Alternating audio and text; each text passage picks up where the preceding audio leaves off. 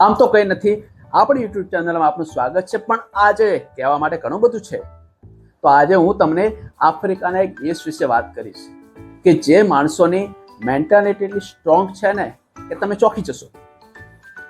Positive power, positive attitude.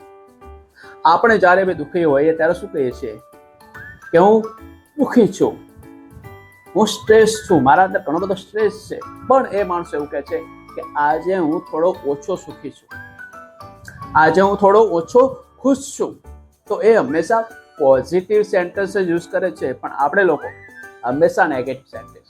હું દુઃખી છું, હું સ્ટ્રેસમાં છું, મને આ નથી ગમતું, મને તે નથી ગમતું, મને પેલું નથી ગમતું. પણ જો તમે એવું નેગેટિવ વિચારતા રહેશો, તમારી મસલ મેમરી છે એની અંદર સ્ટોર થશે, અને એકવાર સ્ટોર થઈ ગયો ને તો આને નીકાળવું ખૂબ જ મુશ્કેલ પડશે. એટલા માટે હંમેશા પોઝિટિવ માઇન્ડસેટ રાખો, પોઝિટિવ જ વિચારો, અને કોઈ નેગેટિવ તમારી અંદર કોઈ આવે નેગેટિવ થોટ તો એના પર મનન કરો કે શું ખરેખર આ નેગેટિવ થોટ વિશે મારે વિચારવા જેવું છે કે નહીં.